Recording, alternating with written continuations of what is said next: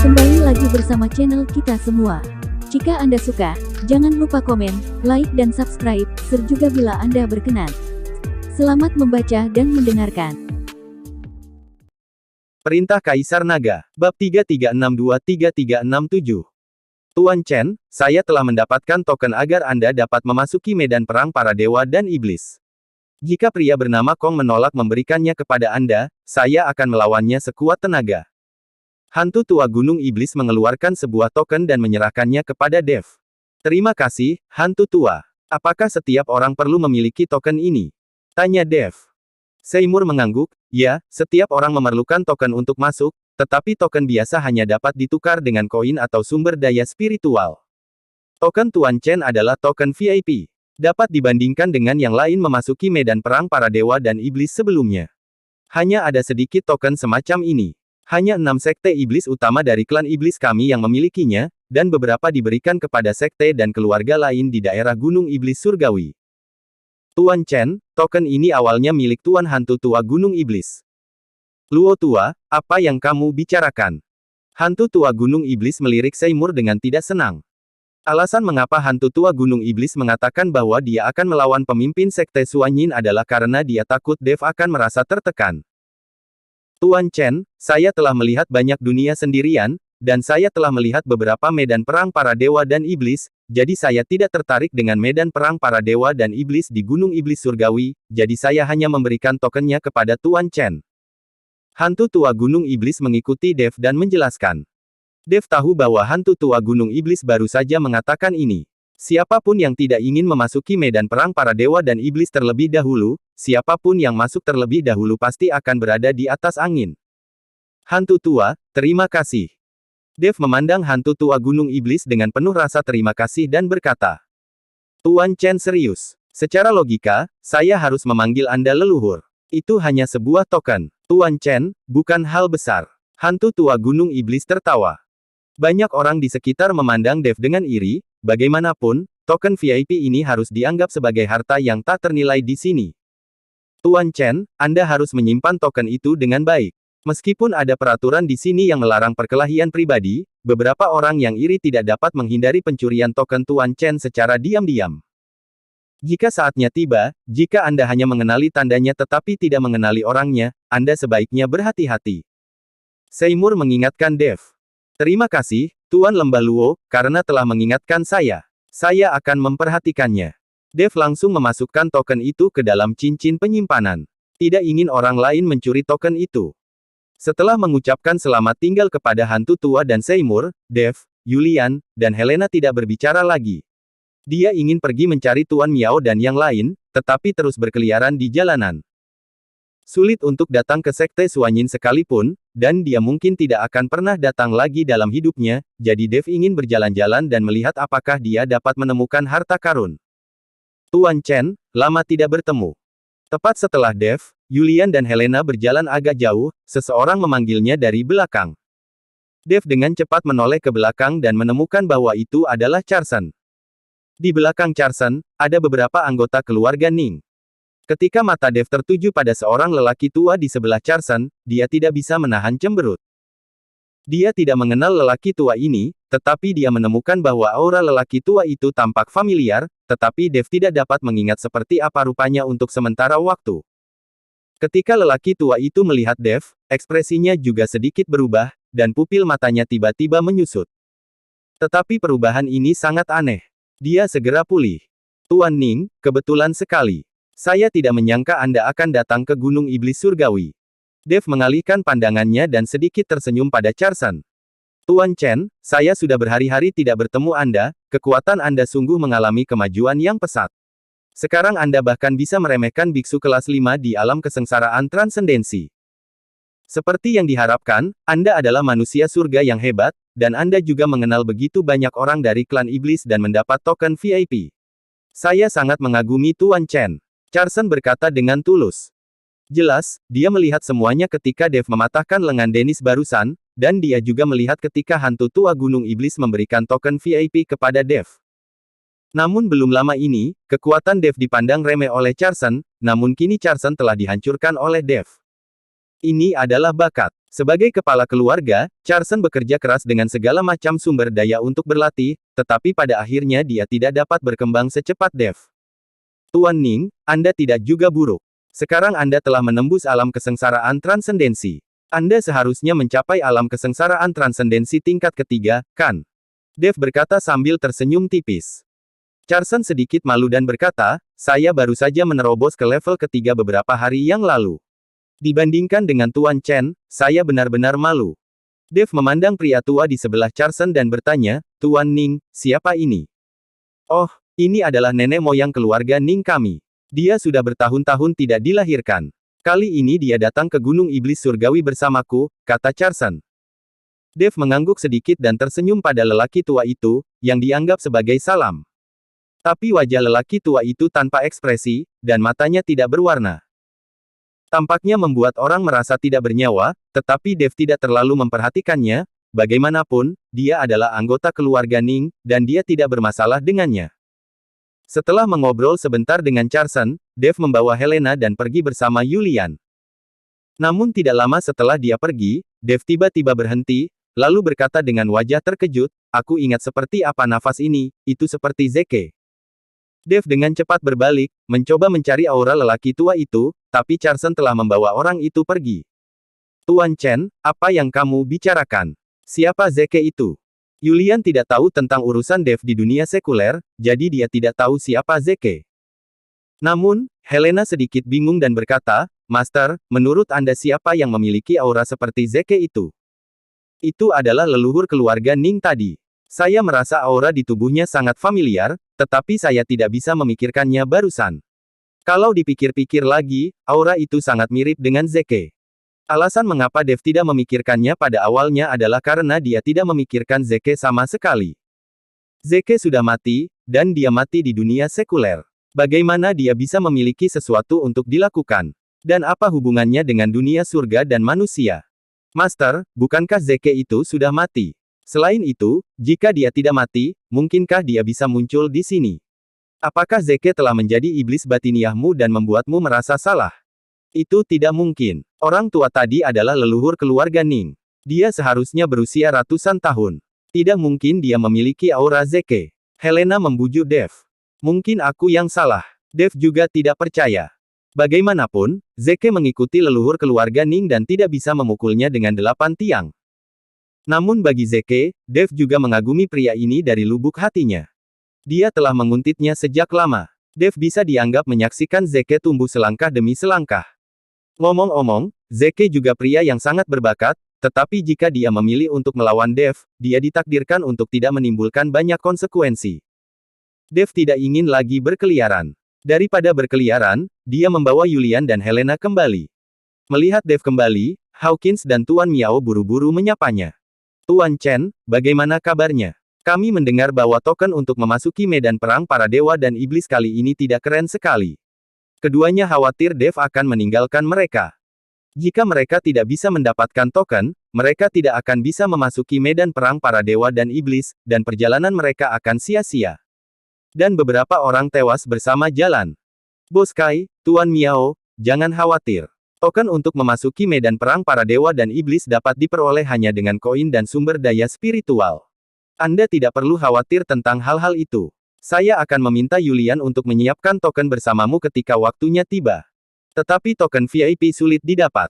Saya hanya punya satu sekarang, dan itu diberikan kepada saya oleh teman iblis. Kata Dev sedikit meminta maaf. Tuan Chen, kami tahu bahwa token VIP hanya tersedia untuk sekte iblis utama di Gunung Iblis Surgawi dan sekte sekitarnya. Selama Anda memiliki token biasa, Anda dapat memasuki medan perang para dewa dan iblis, kata Hawkins dengan cepat. Tampaknya mereka juga telah memahami aturan dan aturan medan perang antara dewa dan iblis. Setiap orang harus memanfaatkan beberapa hari ini dan beristirahat dengan baik. Saat kita memasuki medan perang para dewa dan iblis, kita tidak tahu bahaya apa yang akan kita hadapi, kata Dev kepada semua orang. Semua orang mengangguk, lalu mereka semua beristirahat. Dev mengunci diri di kamar, mengeluarkan jam, dan melihatnya dengan cermat. Dev memasukkan semua nafas di tubuhnya ke dalam jam dan menemukan bahwa tidak ada yang aneh dengan jam itu. Apakah jam ini benar-benar benda biasa yang diukir dari batu giok? Dev melihat jam di tangannya dan berpikir keras. Karena dia yakin dia tidak sedang silau atau sedang berhalusinasi. Jam tangan jam memang bergerak saat itu. Tapi sekarang, tidak peduli metode apa yang digunakan Dev, dia tidak bisa menggerakkan jarum jam. Selama 3 hari berturut-turut, Dev gagal mempelajari jam secara menyeluruh.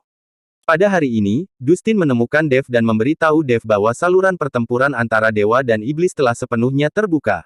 Karena Dev memiliki token VIP, dia bisa masuk terlebih dahulu. Beritanya belum dirilis, hanya untuk mencegah seseorang yang sangat ingin masuk dan membobol langsung. Tidak masalah jika hanya ada 1 atau 2 orang, tetapi jika semua orang ingin terburu-buru, tidak ada cara untuk menghentikan mereka, jadi memblokir berita adalah cara terbaik. Dev mengikuti Dustin ke aula Sekte Suanyin. Lebih dari 10 orang telah berkumpul di sini, dan mereka semua seharusnya memiliki token VIP. Di sini, Dev bertemu dengan Sekte Master Kong dari Sekte Suanyin. Dia melihat bahwa Sekte Master Kong adalah seorang lelaki tua kurus dengan janggut dan mata yang cerah, dia terlihat sangat cakap, dan dia terlihat seperti seseorang yang bisa berbisnis. Semuanya, medan perang para dewa dan iblis sekarang terbuka. Kalian semua memiliki token mulia, jadi kalian bisa masuk terlebih dahulu. Namun, dalam 3 hari, semua medan perang para dewa dan iblis akan terbuka, jadi kalian harus memanfaatkannya sebaik mungkin. Kalian sebaiknya menemukan harta karun itu dalam 3 hari ini. Setelah dibuka sepenuhnya, kalian mungkin tidak akan mendapat keuntungan. Tetapi saya ingin mengingatkan Anda bahwa setelah memasuki medan perang para dewa dan iblis, semua aturan akan hilang. Apakah kamu bisa keluar dari medan perang para dewa dan iblis juga akan itu semua tergantung pada kemampuanmu. Setelah Master Sekte Kong mengatakan itu, dengan lambaian tangannya, atap aula perlahan dibuka. Segera setelah itu, saya melihat awan kabut di udara, seolah seluruh aula melayang di udara. Sekte Master Kong melompat lebih dulu, diikuti oleh yang lainnya. Semua orang melewati lautan awan dan melihat pusaran putih di sekitar celah di langit jauh lebih sedikit. Di depan celah ini, ada puluhan orang berdiri. Beberapa dari orang-orang ini adalah pembudidaya iblis, beberapa adalah biksu manusia, semua orang-orang dari beberapa sekte dan sekte iblis besar di Gunung Iblis Surgawi. Orang-orang ini berjaga di sini untuk mencegah siapapun menyelinap masuk. Jika mereka bisa masuk dengan santai, maka aturan yang dinegosiasikan oleh Sekte Suanyin dan semua orang tidak akan berguna. Semua orang menginjak lautan awan dan melihat celah itu dengan tenang. Semua orang sangat bersemangat karena mereka tidak tahu apa yang akan mereka temui setelah memasuki medan perang para dewa dan iblis. Tuan Chen. Seymour bersama Lilian membawa ke Dev. Tuan Lembah Luo, siapa yang lembah roh darah Anda rencanakan untuk dikirim ke medan perang para dewa dan iblis? Dev bertanya. Menurut Dev, Dustin harus menjadi kandidat terbaik, lagi pula Dustin adalah murid tertua dan memiliki kekuatan yang bagus. Atau Seymour bisa masuk sendiri, tapi itu akan menghilangkan kesempatan bagi murid-muridnya untuk berlatih. Perlu Anda tahu bahwa cara memupuk keabadian tidak hanya sekedar duduk diam di dalam ruangan dan menyerap sumber daya untuk berlatih, apalagi ketika budidaya Anda menemui hambatan, Anda harus berlatih, mungkin Anda bisa menerobos kemacetan tersebut saat berlatih. Dan kali ini medan perang para dewa dan iblis adalah cara untuk mendapatkan pengalaman yang terbaik. Saya yakin pasti akan banyak biksu yang bisa menerobos kemacetan di medan perang para dewa dan iblis. Putriku selalu ingin masuk, tapi aku ingin Dustin lebih maju lagi. Bagaimanapun, Dustin lebih kuat dan memiliki pengalaman yang cukup. Dengan lebih banyak pengalaman, budidayanya akan meningkat pesat, kata Seymour. Guru, ada baiknya bagi adik perempuan untuk memasuki medan perang para dewa dan iblis. Dia menderita penyakit serius, yang mempengaruhi kultivasinya, yang membuat tingkat kultivasinya tersendat. Oleh karena itu, manfaatkan waktu ini untuk memasuki medan perang dewa dan iblis, adik perempuan dapat berlatih lebih banyak dan meningkatkan tingkat kultivasinya sendiri. Dustin berkata kepada Seymour. Itu adalah medan perang antara dewa dan iblis yang penuh dengan bahaya. Akan terlalu berbahaya bagi Lilian untuk masuk sendirian.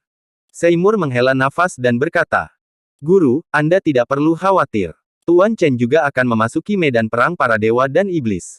Jika saatnya tiba, minta saja Tuan Chen untuk menjaga adik perempuan. Dengan kemampuan Tuan Chen, semuanya akan baik-baik saja, kata Dustin. Ketika Dev melihat ini, dia langsung tahu bahwa master dan muridnya menyanyikan lagu ganda hanya agar dia bisa menjaga Lilian. Aku pasti malu untuk mengatakannya secara langsung, jadi aku bernyanyi dan bernyanyi seperti ini saja. Jangan khawatir Tuan Lembah Luo. Setelah memasuki medan perang para dewa dan iblis, saya akan membantu untuk menjaga Nona Luo, kata Dev sambil tersenyum tipis. Oke, dengan kata-kata Tuan Chen, saya merasa lega. Jika Tuan Chen membutuhkan saya untuk apapun di masa depan, lembah roh darah saya pasti akan diwajibkan untuk melakukannya, kata Seymour dengan gembira. Saat dia sedang berbicara, seseorang dari puncak roh darah juga datang, dan kemudian Julius memandang Seymour dan berkata, saudaraku, keponakan tertua saya sangat lemah, beraninya kamu membiarkan dia untuk masuk. Kamu terlalu ceroboh saat membiarkan dia memasuki medan perang antara dewa dan iblis. Apakah kamu tidak tahu betapa berbahayanya di dalam? Apa yang harus kita lakukan jika sesuatu yang tidak terduga terjadi pada keponakan tertua saya? Bahkan jika tidak ada bahaya, jika dia bertemu dengan orang mesum, dengan kecantikan keponakan tertuaku, aku pikir dia tidak akan bisa melarikan diri. Ketika saatnya tiba, putri kecil dari lembah roh darah akan berbalik. Tidak enak untuk mengatakannya. Julius sangat marah hingga sepertinya dia sengaja membuat marah Seymour. Setelah mendengar kata-kata Julius, wajah Lilian memerah karena marah, sementara mata Dustin membelalak. Julius, tutup mulutmu yang bau dan memberimu wajah. Paman Guru, apakah menurutmu kamu terlihat seperti orang yang lebih tua? Sialan kamu. Dustin hendak melawan Julius. Seymour menghentikan Dustin, lalu menatap Julius dengan dingin dan berkata, keluar dari sini segera, jangan berpikir aku tidak berani menyentuhmu. Melihat Seymour marah dan tidak berani menyentuhnya, Julius sepertinya mengeluarkan bau mulut sebelum berbalik dan pergi. Di belakang Julius, Dennis memandang Lilian dan berkata, adik perempuan, tidak perlu takut. Ketika kita tiba di medan perang para dewa dan iblis, aku, sebagai kakak senior, ada di sini untuk melindungimu, dan kemudian aku akan membiarkan aku dan saudara laki-lakiku merasakan bagaimana rasanya menjadi adik perempuan juniorku. Wajah Dennis dipenuhi dengan senyuman cabul, dan lengannya yang patah telah pulih ke keadaan semula. Dennis, kamu lupa bagaimana lenganmu patah. Dengan Tuan Chen di samping adik perempuan, jika kamu berani menyentuh adik perempuan, Tuan Chen akan mematahkan anggota tubuhmu. Dustin mengancam Dennis dengan keras. Tapi Dennis tidak takut sama sekali. Sebaliknya, dia tersenyum dingin dan berkata, saat kita memasuki medan perang para dewa dan iblis, aku akan menjadi orang pertama yang membunuh anak ini. Meskipun aku bukan lawannya, tapi aku punya pembantu. Setelah Dennis selesai berbicara, tiba-tiba sesosok muncul dan berdiri di samping Dennis. Pria ini mengenakan jubah hitam, dan ada monster berbentuk aneh yang tersulam di jubah hitam itu. Rambut panjangnya disampirkan di bahunya, tertiup angin, tidak ada ekspresi di wajah kurusnya. Kelihatannya pria ini masih muda dan sangat dingin, namun auranya tidak rendah. Meski pria ini sengaja menyembunyikan kekuatannya, Anda tetap bisa merasakan aura mendominasi dalam dirinya. Preston. Dustin tidak bisa menahan cemberut ketika dia melihat orang itu datang. Seymour dan Lilian di samping juga menjadi sangat terkejut saat melihat orang itu datang. Saudara Jin, aku sudah bertahun-tahun tidak bertemu denganmu. Aku tidak menyangka kamu masih mengenaliku. Pengunjung itu memandang Dustin dan berkata sambil tersenyum tipis. Tentu saja kita mengenal satu sama lain. Bahkan jika 100 tahun berlalu, aku tidak akan pernah melupakannya. Dustin menatap Preston dengan sedikit kemarahan di matanya. Tapi kali ini, kamu tidak memasuki medan perang para dewa dan iblis, yang membuatku sedikit kecewa. Jika ada kesempatan, aku akan terus belajar darimu. Setelah Preston selesai berbicara, dia berbalik dan pergi. Sementara Dennis mencibir di wajahnya. Dia melirik Dustin, lalu mengikutinya seperti orang gila. Saudara Jin, siapa orang itu? Dia terlihat sangat misterius dan sangat kuat. Dev bertanya pada Dustin. Dia adalah seorang kultivator lepas di Gunung Iblis Surgawi. Orang ini tidak memiliki keluarga atau sekte di Gunung Iblis Surgawi, dan tidak ada yang menerimanya, kata Dustin. Kultivator lepas. Dev tertegun. Dapatkah seorang kultivator lepas mencapai keadaan seperti itu? Dan menurut saya, Anda sepertinya mempunyai dendam dengannya. Dev dapat melihat kemarahan di mata Dustin. Dustin tidak menjawab, tapi melirik ke arah Lilian, lalu berkata, ya, orang itu menindas adik perempuan bertahun-tahun yang lalu dan hampir menghilangkan kepolosan adik perempuan. Aku memukulinya dengan serius dalam kemarahan dan melemparkannya ke dalam gua penelan iblis. Saya benar-benar tidak menyangka orang ini tidak mati, dan kekuatannya menjadi begitu kuat. Sungguh keterlaluan. Gua penelan iblis. Saat ini, Dev sedikit bingung dan tidak mengerti, gua penelan iblis apa ini. Tuan Chen, gua penelan iblis itu hanyalah sebuah gua di Gunung Iblis Surgawi, tetapi banyak murid dari 6 sekte iblis utama akan menghilang tanpa alasan ketika mereka lewat di dekat gua penelan iblis, jadi seiring waktu gua tersebut dinamai gua penelan iblis. Dan semua murid sekte iblis utama di Gunung Iblis Surgawi juga telah menghindari tempat itu dan tidak akan lewat sana lagi. Seymour mengikuti Dave dan menjelaskan. Dave sekarang mengerti mengapa mereka semua terkejut ketika melihat Preston. Dia terluka parah dan dilempar ke gua penelan iblis, tetapi dia tidak mati dan justru menjadi lebih kuat lagi. Ini agak terlalu keterlaluan. Jika bukan karena pembukaan medan perang antara dewa dan iblis, Dave pasti ingin menjelajahi gua penelan iblis untuk melihat apa yang istimewa darinya. Dave dan yang lainnya sedang menunggu celah di ruang yang berbeda untuk terbuka sepenuhnya, dan Anda bisa masuk setelah turbulensi ruang waktu di sekitarnya benar-benar lenyap. Pusaran di sekitar retakan menjadi semakin mengecil, menjadi semakin terang, dan akhirnya menghilang sepenuhnya. Dan gumpalan putih kabut di sekitar retakan mulai menggelinding dengan keras, sebuah lorong dengan cepat terbentuk di sekitar retakan. Semua orang melihat bahwa lorong itu terbuka, dan ketika mereka hendak mengambil kesempatan, tiba-tiba sesosok tubuh bergegas menuju celah itu dengan cepat. Kemudian terdengar suara yang keras, seperti alarm. Lusinan biksu yang berdiri di depan celah melihat ini dan melambai bersama-sama. Lusinan napas terkondensasi di satu tempat, menjadi sangat kuat. Dalam sekejap, napas mengenai sosok itu, dan sosok itu langsung berubah menjadi kabut darah dan tertiup angin.